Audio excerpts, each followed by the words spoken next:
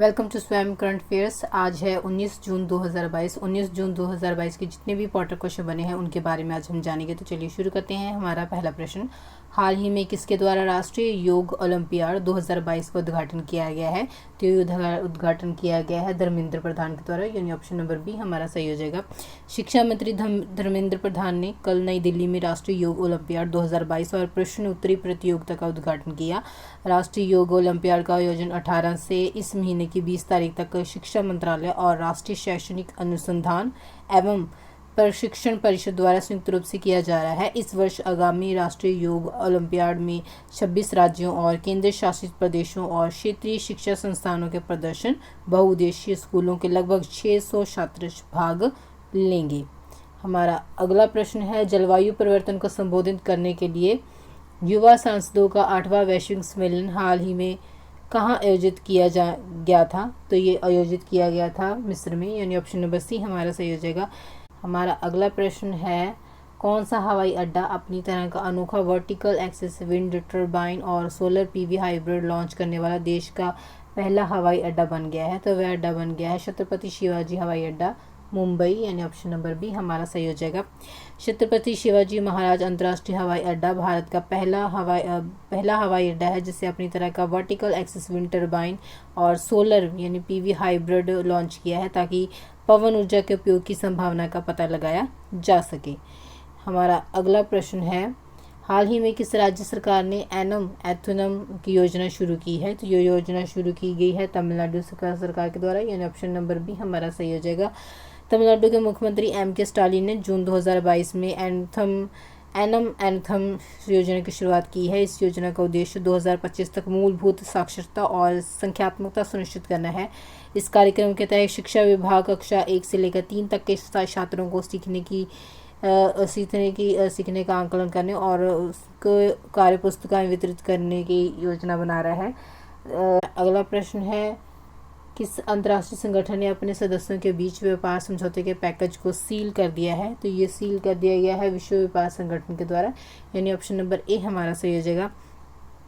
विश्व व्यापार संगठन यानी WTO के 164 सदस्य देशों ने हाल ही में जिनेवा में व्यापार समझौते के एक पैकेज को सील कर दिया गया है जिसमें भारत सबसे आगे था।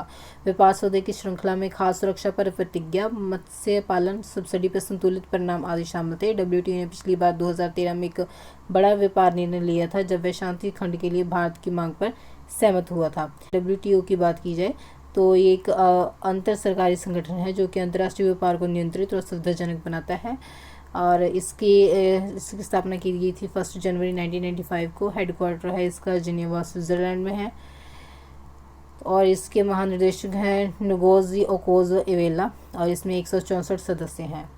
हमारा अगला प्रश्न है, होमोसेप एक रोबोट है जिसे मानव हस्तक्षेप के बिना सेप्टिक टैंक को साफ करने के लिए किसके द्वारा विकसित किया गया है?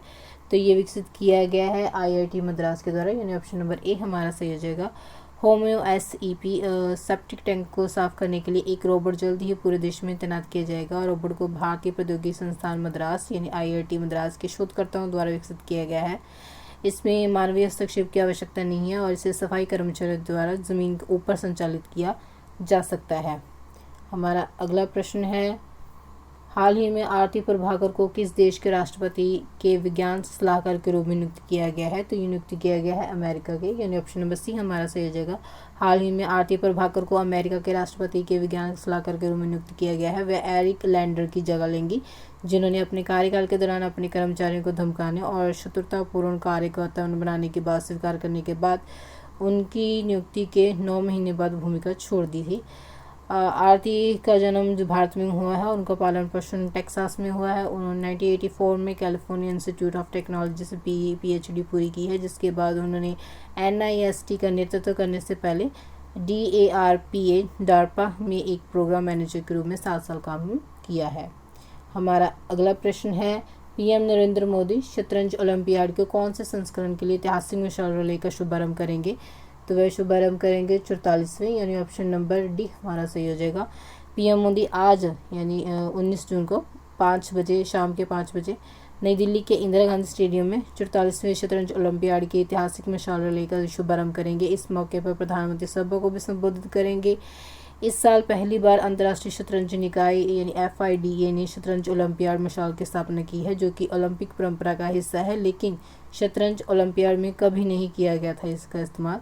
भारत शतरंज ओलंपियाड मिसाल रिले रखने वाला पहला देश होगा। विशेष 44वां शतरंज ओलंपियाड इस साल 28 जुलाई से 10 अगस्त तक चेन्नई में आयोजित किया जाएगा और 1927 से आयोजित हो रही इस प्रतिष्ठित प्रतियोगिता की मेज़बानी भारत में पहली बार और 30 साल बाद एशिया में हो रही है।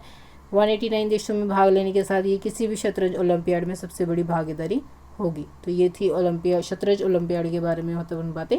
बढ़ चलते हैं हमारे अगले प्रश्न की ओर। हमारा अगला प्रश्न है, हाल ही में किस देश के द्वारा तीसरा सबसे उन्नत घरेलू विमान वाहक पोत फुजियान लॉन्च किया गया है? तो ये लॉन्च किया गया है चाइना के द्वारा यानी चीन के द्वारा। ऑप्शन नंबर सी हमारा सही हो जाएगा।